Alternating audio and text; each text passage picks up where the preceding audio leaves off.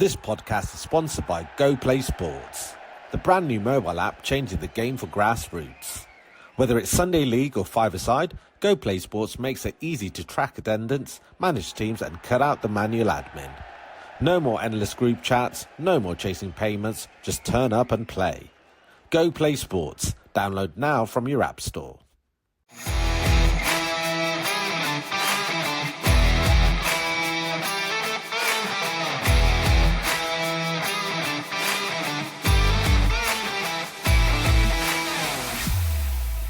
We obviously have to talk about your cricket career, Carlos. So I guess give us the brief background of how you got into cricket and, were there any other sports when you were young? Obviously, you love football now. Did that start when you were young? Tell us about how you got into sport generally. Cricket, to be honest, cricket in the Caribbean is quite similar to football in the UK. Much of a religion. Barbados, right? Just yeah, for the Barbados. You born in Barbados. So my dad, born in Barbados. My dad was an avid cricket fan as well. So he didn't play for Barbados. But would play club cricket every weekend, and was known in and around club cricket. Got some stories about him. That would have been high standards as well, right? Back in those days. Yeah, good standards. He's a little short man. Feel that short leg. He still reminds me that he has the most catches in a day's play in local cricket in Barbados. Still a record till today. What's that? Feeling that short leg, he got 7 catches in one day. Wow. Yeah. Okay. So the love started there. I would go to watch cricket with my dad a lot. But he told me. How old was that, Carlos? Just to clarify. But that's why I can backtrack. No, because he told me that 3 years old, I was driving the ball better than I do now. So 3 years old, I probably could have played for the West Indies. But yeah. Some 3-year-old then, eh? He used to come home from work. He would work at the brewery. And I'd meet him by the door with a bat and a ball, and he just underarm the ball, and I would eventually learn to hit the ball, drive the ball. Brilliant. And I think that's where love came from with my dad. And then going to cricket with him, as I mentioned, so from all around that time, 3-4 years old, I'd go to cricket with him. He took me to cricket once, and I locked myself in the car. He took me to cricket at Chinese Nova once, and I cried with my mommy.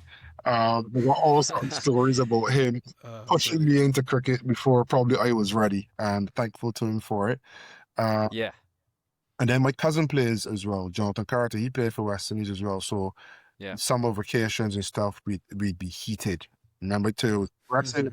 He is as aggressive or even more aggressive than I was. So we had a few fights playing cricket. Not all. No bats involved, yeah, or balls. Yeah, bats, balls. Oh, no. No one wanted to give up. And I always used to look up to him. He's a little bit older than me by a few months, but he's probably the best and the 11 cricketer in the history of Barbados local cricket.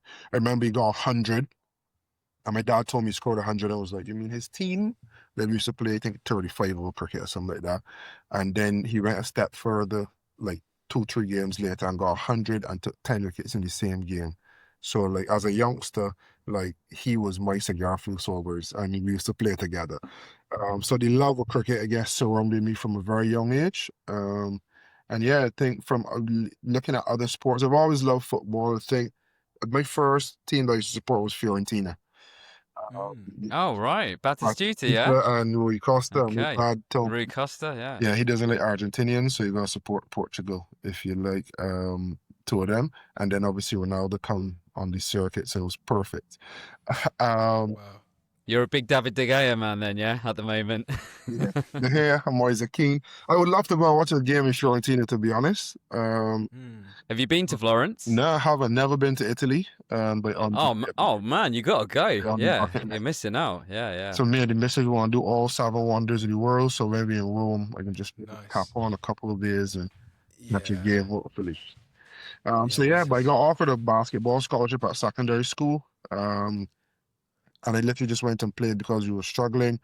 And we had this kind of Coach Carter story where we lost our first game by like 60-something points. I got fouled out, being overly aggressive, not quite understanding basketball. And then we eventually made the fun. Great film, by the way. Yeah. Top film. Top film. And we ended up making the finals in the Cup. I got most outstanding player, and we came out of, I think, 3rd in the league, which was like amazing for us. at that time, and on the back of that, got offered a scholarship. Yeah. But I was like, I don't really love basketball. I love it a lot more now, but you always know as a sports person, when you get in the trenches, you gotta really love the sport to continue. And it felt as though if I had a rough period in basketball, I just give up. Cricket was always that first true love, and I felt as though, Yeah. I was born to be a cricketer type of thing. And in terms of being like selected for the West Indies, like when did that happen? Like the first time, was that school cricket or like a little bit older, like late teens? How did that happen? Um, well, I'd say my first West Indies selection wasn't officially West Indies. So we play the Sigafu Silver Schools tournament with schools from Barbados Oh and all yes, around the yeah, world. And yeah, Indian schools invited to the tournament. And as I guess kind of building a partnership, they had the Commonwealth Games in India the next year. So they invited the Sigarfield Sobers tournament to pick a West Indies 11 and send it to the Commonwealth Games under the banner of the West Indies. Uh, cool. and I made that team out 14 then. That was 2004, 16, Yep, 16. Um, Went to India, scored 100. I think AB de Villiers and JP Duminy played for South Africa, and they won. nice. So that was my first brush with regional selection. But Where did you bat in the order, out of McCann, interest? Oh, okay, so I was an opener slash number three opener. growing up. Yep, Big Raul Dravid fan. Um, the would war. be the one just be at the other end where everybody else scores. Um, And yeah, the 100 came off, 100 and something balls. On the 15, I got 98, batted all 50 overs. So yeah, it was actually a batter, not a swiper, as I am now. But yeah. It's amazing how it's like in football, right? You speak to like defenders, they started as striker at like the age of 10, then they're centre midfield at 15, and by the time they're 18, it's like they're playing centre back or full back because they didn't grow and stuff like that. And So yeah, it's always interesting to Radford, he hear was a cricket. goalkeeper. Oh Sorry? yeah, Yeah, I heard Yeah. Radford, he was a Rashford goalkeeper, was a but it was too boring. Yes, yeah. exactly. So that tells you everything. And then obviously in terms of like your international career, tell us like your first selection and what was that feeling like as well? So got I owe a lot of it to Floyd Reefer, player for Barbados in the T20, then wasn't selected in the first class team. Jason Holo was breaking through. He was the golden boy straight out of West Seas on 19, and I think everyone knew what he would go on to become. So I got pushed to the side a little bit.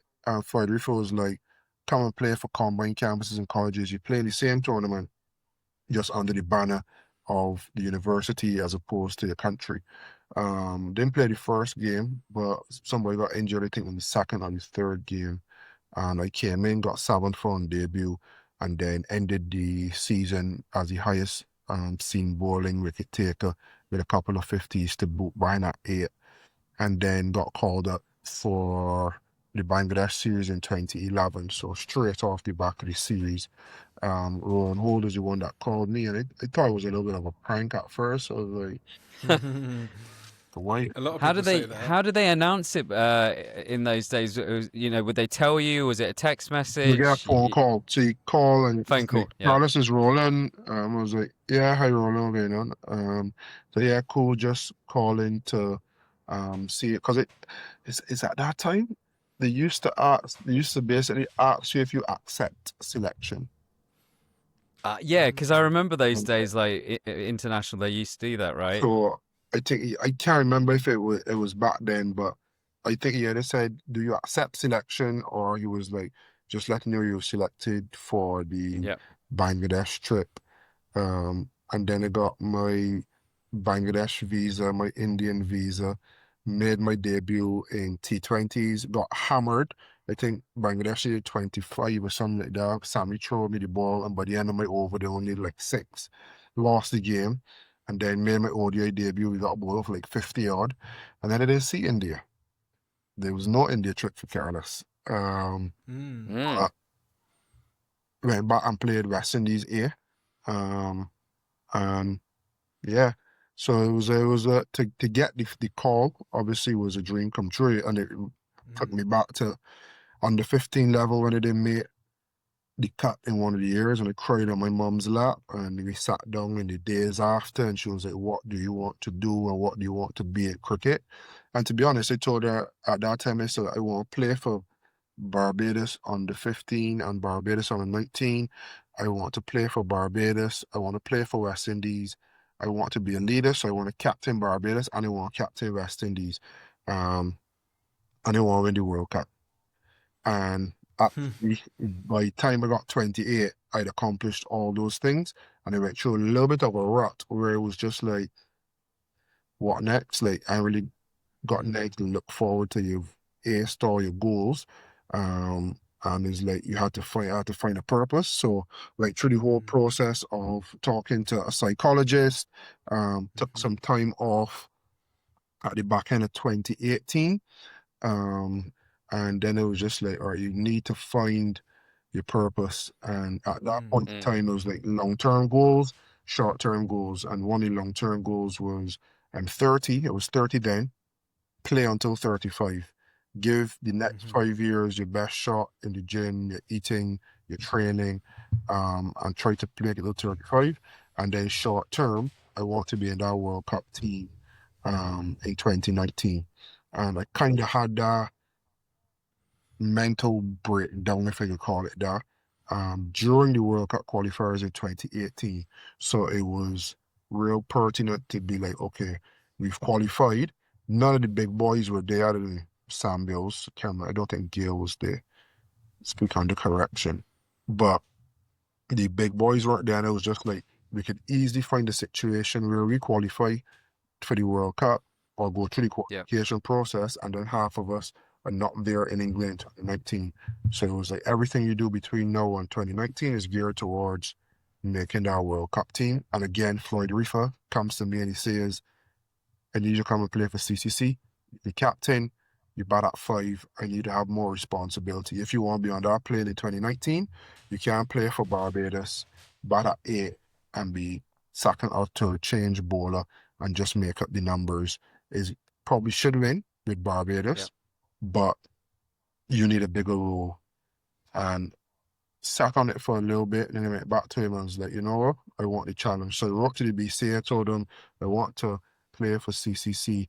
These are the reasons why. They accepted it. And then I went on to play for CC, captain CC, and we won. And that was the first time and only time up until now that the combined campuses and colleges have won the List A tournament.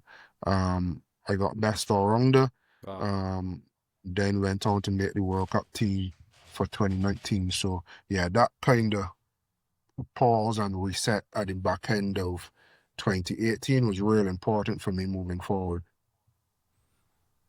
Yeah, that's really interesting actually, because a lot of people when they think Carlos Brathwaite, they obviously think 2016. Remember the name, what you did about against Ben Stokes, obviously with the sixes. But I think it's actually really interesting because you see this with other sports stars. I think the one that springs to mind is Tyson Fury when he beat Klitschko, right? He won all the belts, and that was his dream as a kid.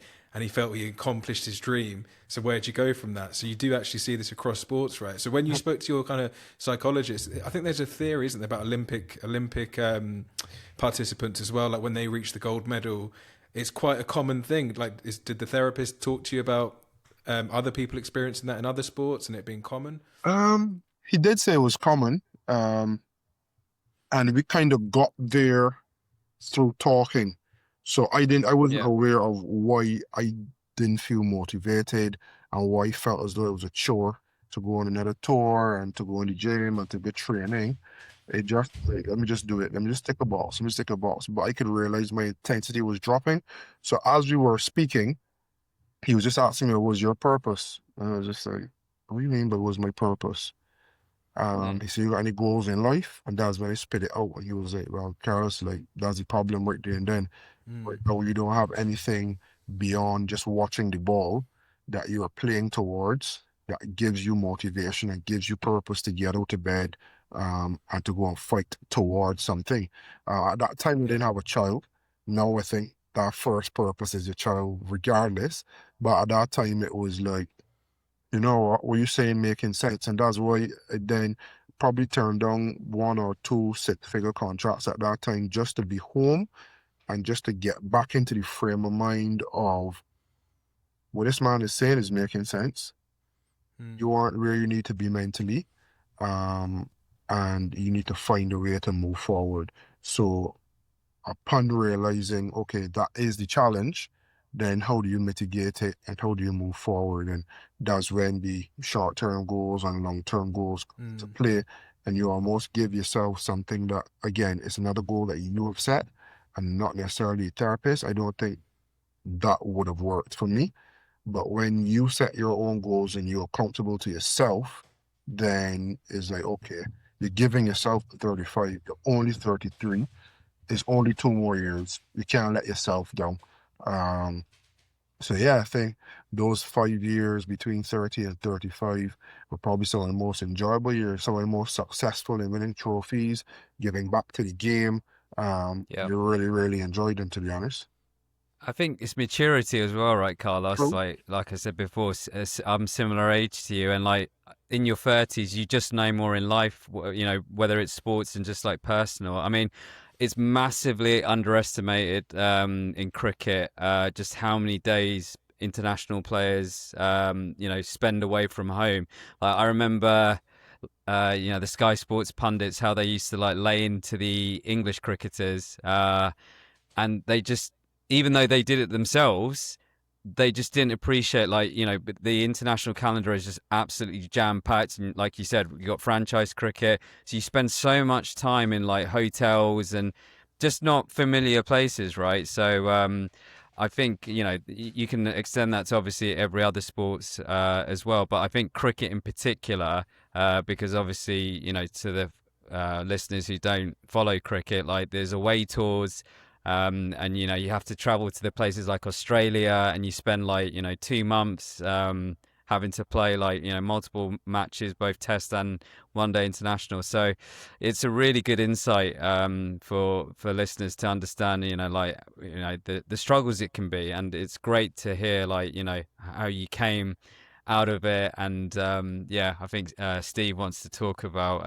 2016 for a little bit. Yeah, we obviously have to touch on that. But We before that, have actually, to. one moment I actually want to touch on before. I know, like, you kind of made your name in one day cricket, Carlos, but like, I know you made your Test debut at the MCG. So, like, I went to the MCG for the first time a couple of years ago. I went to Australia, and I think like the MCG for cricket, like, Old Trafford for football, the Masters in golf, like the MCG is like Tony probably Tucker. the place, right? Yeah. So, What a what was place it? to make your debut, yeah. What was it like making your Test debut at the MCG? Like, tell us, we all, like, us sports fans, we dream, right, of these moments to play for your club or your country. Like, tell us, like, try and describe how it feels. I know you can never put it into words, Yeah, but try and tell us how it it was feels. surreal, to be honest, because I was actually performing well in the warm-up games. We had toured Sri Lanka before that, and I was doing quite well and what's not. So I expected, going to Australia. Team wasn't doing so well. Um, I want to go, like, I ready. Played a warm-up game, everything, got 240s, and I still was selected for the first game. But then Shannon Gabriel got injured in the first game, and it was like, uh, and Jason Holder was captain, and we spent a lot of time together off the field. So I was trying to pick his brain all the time. Am I in? Am I in? Am I in? Um, Naturally, it should have been. It was the closest thing to like for like replacement. When he told me that I was in, it was kind of like Boxing Day test at the MCG. Just one of them like Unreal. religious things when it comes to cricket. Like it's Yeah. always in the calendar. And not only you can play in one, but you can make your debut. And then I got Yeah. my cap from Courtney Walsh. It was like pinch Wow. me. Like, yeah. 'Cause you Incredible. always Yeah. talk about the journey and you love the journey, but as you mentioned with the Olympic gold medalist, I could only imagine when you walk up to the podium to get your gold medal, all these things that you would have thought that it would feel like getting my cap, knowing that I am the team, it surpassed that 100 times over. Mm. It was a ridiculous feeling. And then on top of that, he came up to bat on a hat trick. So yeah. Big pressure, man. Big pressure. Bloody Australia. Wow, yeah, that's incredible insight. And then, yeah, look, we'll touch on 2016. Look, 4 6s against Ben Stokes to win the World Cup. I mean, like, you couldn't write that. Just, yeah, again, just tell us about your mindset. Did you, in that moment, did you adopt that calmness that you were talking about earlier, or had you not developed that? Like, I Yeah, guess, I yeah, tell us guess what was going through your I mind. guess the calmness not me, to be honest, because I just felt calm out of nowhere. But a lot of that went to the team that we had as well. Everyone knew the role. And we had a really good pre-tournament trip to Abu Dhabi. Sorry, to Dubai. And we played a lot of intra-squad games, a lot of tough net sessions. Um, and Bravo kind of took me under his wing. Well, I was probably a little bit annoying, but I was always talking to him about finishing the game. Because with batting hand, my job was never going to be batting too many balls, but I always had to have big impact, like a Russell, like a Bradford, like a Pollard, whatever.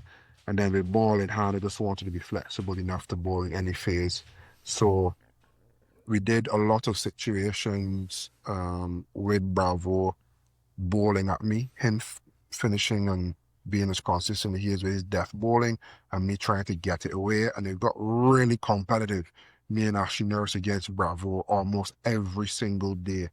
And we would stop, we'd have a chat, whatever ball you all bowl, where your head is, what's your mindset, why this shot. And it was really, really good communication. So I didn't expect to play in that tournament at all because it came in as a replacement for Pollard, I think. I came in as a replacement for Pollard. Ashley Harris is a replacement for Sona Ryan. And yeah, it was like having drilled that over and over and over. By the time you got to the tournament, you were just a really well-oiled machine. And against Afghanistan, Afghanistan? Yeah, against Afghanistan, I didn't finish the game. And then in the team meeting after, we had some conversations. We went to the team room, we had a drink, and we were just talking about how we could have gone about it different from a tactical perspective. Uh, Yeah. and in that moment, it was just like Marlon should have hit the ball and got a single and won us the game. That was not in the script, but he missed it. And then it was like, yeah, just get the ball in the air, get Marlon on strike. Because back then he could cross when the ball's in the air. And yeah, 1-6 became 2, became 3, became 4. But that was probably closest that, not closest, I'd say I was in like the flow state that we talk about then, where you allowing your instinct to take over, you're watching the ball and you just reacting, you're trusting your instinct versus overthinking it. Um, Obviously, I haven't Hmm. got back too many times since, but yeah, that is the mindset that you want to be in high level sport where you're allowing your instincts that you have trained so well at practice to take over in the pressure moment. Well, let me tell you, like me, my dad, and Steve, we all watched that in our living room. Just unfortunately, we were supporting England, but just astonishment, like just the sixes, the hits, and actually even Ian Bishop's line, like he's actually one of my favorite commentators, and when he nailed that line, I mean. What a line, because it's given like this magic moment like that you can look back in on time. So it's a great achievement, and it's wonderful that you could share like the experience of that. But we did have a couple of other interesting cricket questions that have come up during the summer, so we needed to get Carlos's opinion on a couple of these topics. So. Mhm. The first one is a good old age debate. Carlos, Lara or Sachin? Lara. Yeah. Why? Or is it quick fire? No, Um, No, why? no, Tell us go why. for it. We why? we need the why for Um, sure. I think as a West Indian, Lara prove to young boys in the Caribbean that we can take on the world. And then that might be the case Yes. for young Indian guys as well, and that'll be their Yep. experience. But from my experience, Lara was one of the shining lights when it came to my generation to say that we can be world class. So not compete, like conquer. And then when I look at it from a West Indian lens, obviously, um, Yeah. you know, I'll give you the neutral one in a second, but carry on. Luca had a middle order that was stacked, and he was the best of a good bunch. Whereas I felt as though Lara would always come in at the score being 10 for 2, 20 for 2, and almost have to drag his team on his back out of the mire. Um, and that could be, again, that could be a West Indian lens. But for me, the main reason was because as a young boy growing up, Lara Yeah. proved that a young black boy from the Caribbean can actually conquer the world. Yep. Love that. Yeah, that's awesome. I mean, the reason I ask that is because often when we go to Old Trafford, so we got a couple of season ticket holders of Indian descent. Shout out to Coach Raj, obviously. Yeah, Coach Raj as well, and Ron, friend of the pod, he's been on a couple of times. So look, there's always discussions in the car, and like that was one of the big ones that always came up. Mhm. And like the neutral view, so like Sri Lankan English is, I went with Brian as well, and it was mainly for the reason of like, if I wanted someone to bat for me and get me 100, like Brian Lara was just the guy, whether it was the 375 or the 400 against England, the innings that he, did against Australia in like 99 in that You're not series. out there. Exactly, right? It's like when that guy needed to get you 100 under the most extreme pressure, not to say obviously Sachin didn't, because, he had a billion fans to please, but it was just different because like you said, Lara just carried the batting lineup a lot in his career, whereas Sachin was a little bit fortunate, right? He had Dravid, Ganguly, Kohli later, so the burden was shared a little bit more. But yeah, I mean, it was just interesting to get your take on that. And the big one of the summer that everyone's been discussing, Jasprit Bumrah. Is he the fast goat bowler, or is that just premature? Is he the Is he the GOAT of fast bowling, like's been discussed in the summer? of all time is difficult because the eras before didn't have T20. So I think Yeah. he would be more rated as of all time because he's so good in T20 as well. But we Yeah. can't say that uh, Mitchell Johnson wouldn't have been great in T20 or Glenn McGrath wouldn't have been great in T20. The different skill sets. But when you're talking about, as we sit here now, which fast bowler can conquer all three formats with a plumb and be as effective in all three has to be Jasprit Bumrah. Like, he's as effective in Test cricket as he is ODI cricket, as he is T20 cricket. There's not much negatives, to be honest. Maybe his injury record, Yeah. with someone with that action and the little amount of steps he takes to get to the crease to then put that strain on the body is no surprise that he probably is injured. And you're not supposed to, your body made to bowl as fast as he does anyway. But with regards to who is the person that you can pick in all three formats and you can back them to win you the game as a fast bowler, hands down Jasprit Bumrah. So in that case, you probably say, yeah, probably in that conversation, a strong contender for it. Yeah, I was going to say it's almost like we need his career to finish and then we can judge it even better, right? Because we haven't touched on the 70s bowlers, the 80s, like the great West Indians of the past, but we could be here forever discussing it, right? It's a pod probably that we need to do in the future, Carlos. Let's ball it off instead of let's kick it off. Yeah, Yes. yeah, definitely. We're love expanding, man. You know it. Cool. Well, we're going to just wrap up on one topic, Carlos, and that's kind of just like, I guess, young people and sport. Like, I believe you have a daughter. Is that right, Yes, Carlos? yeah. Yeah. So you got, a little Then girl, right? love And the like, Eden Gardens as well, Eden. okay. Ah, magic story. Yeah. So yeah, tell us about, you mentioned it there actually, like Brian Lara kind of inspired you that you could take on the world. And I guess like, you made it as a professional, but even kids playing amateur sports, right? Like, I'm assuming you're a big advocate of, young people getting into sport, the benefits of sports, the things it teaches you. Is that something you'd advocate for, like, all young people to get into if they can? Yeah, 100%, because, and we say at the elite level, not as much now, but years ago, the good sportsmen that reached the top played multiple sports as well. Yeah. Um, and I mentioned me playing basketball at school. I remember that season, that was probably one of the fittest I ever was, because you're doing suicides. And it's not that you're working necessarily harder, but you're working differently. So when you play football, you work different muscles, you think differently. When you play basketball, there's a whole other set of muscles, whole other way of playing. Likewise, cricket. But what I think it also helps with is problem solving.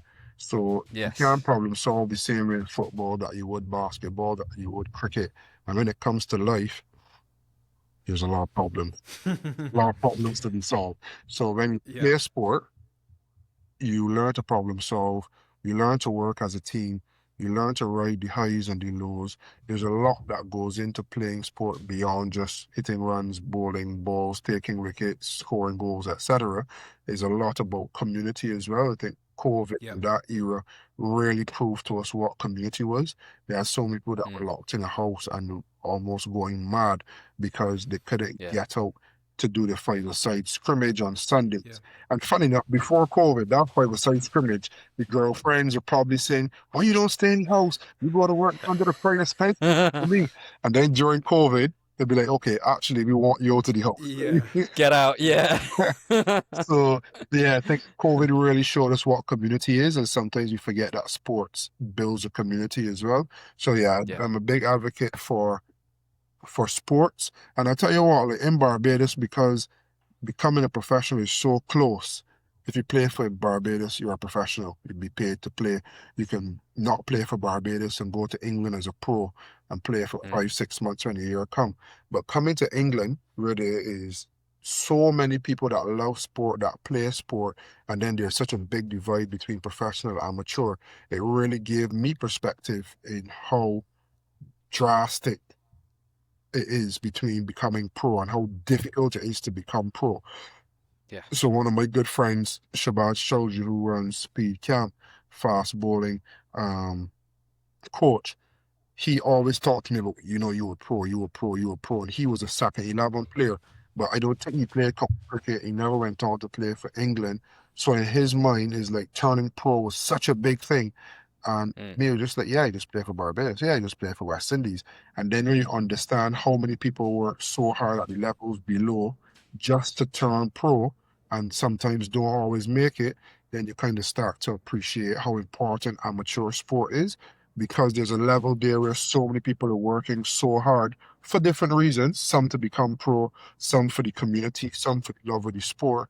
You really got to advocate for it because it's the lifeblood of all the sports that we play and that we enjoy. Yeah, brilliant, Carlos.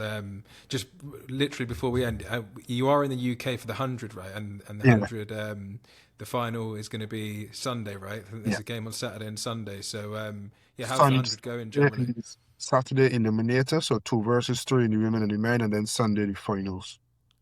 Yeah.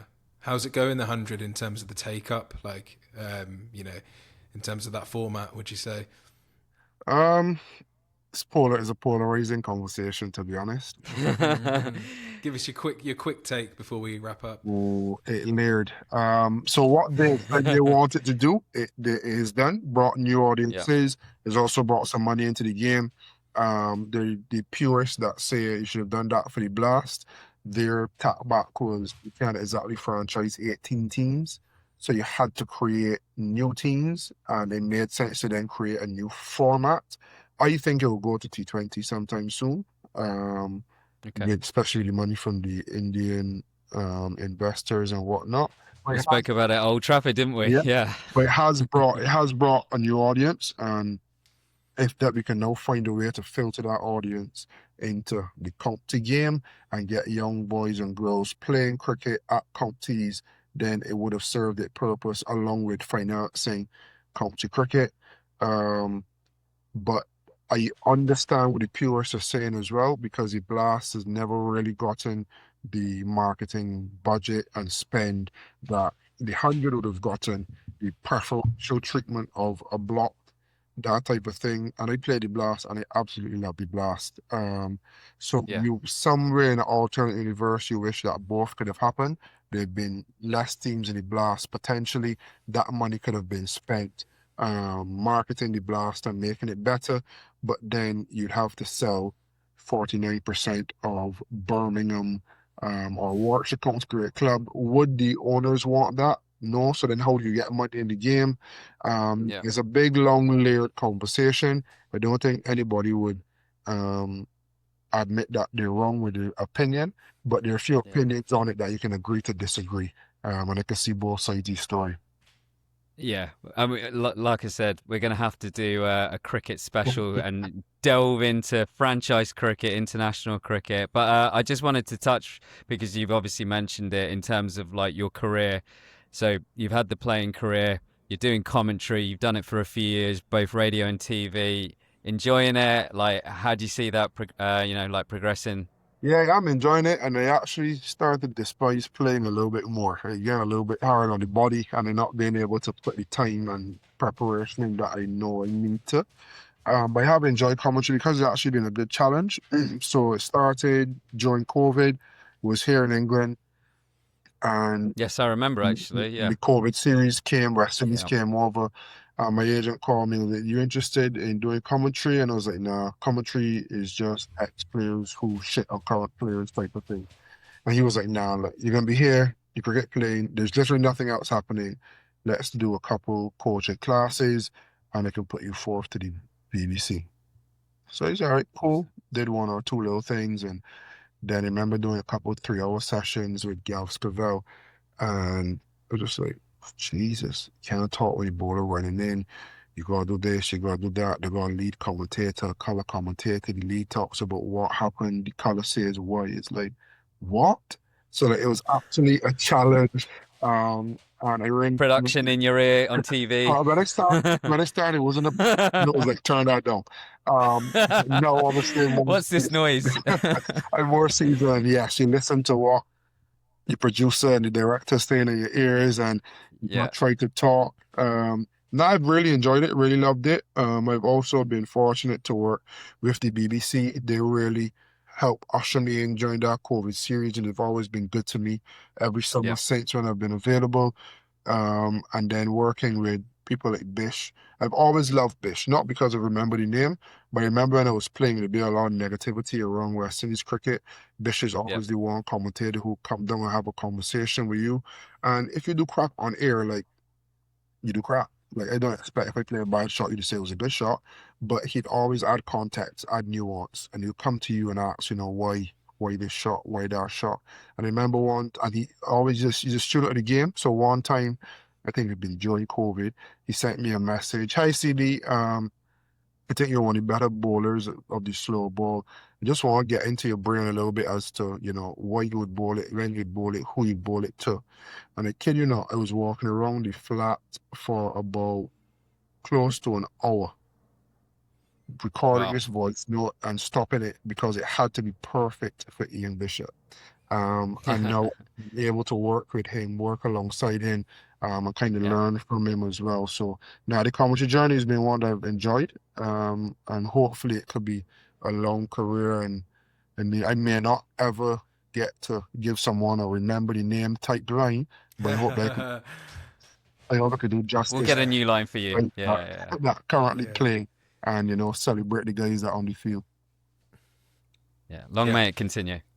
Pass on the mantle, right, onto the next generation. Yeah. So, yeah, we'll wrap it there, Carlos. We can't thank you enough for your time, Carlos. I think you're an inspiration to like sports fans and not even sports fans. I think this pod really, you've shown the layers to sports, and even talking about your struggles, I think will help a lot of people. So, yeah, really appreciate your time, Carlos. I'm sure we'll see you at an away ground, Manchester United are playing at, or Old Trafford soon, right?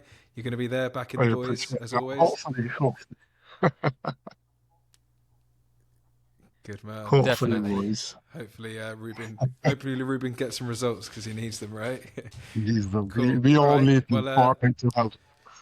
yeah, exactly. Thanks for tuning into this episode, and we'll catch you on the next one.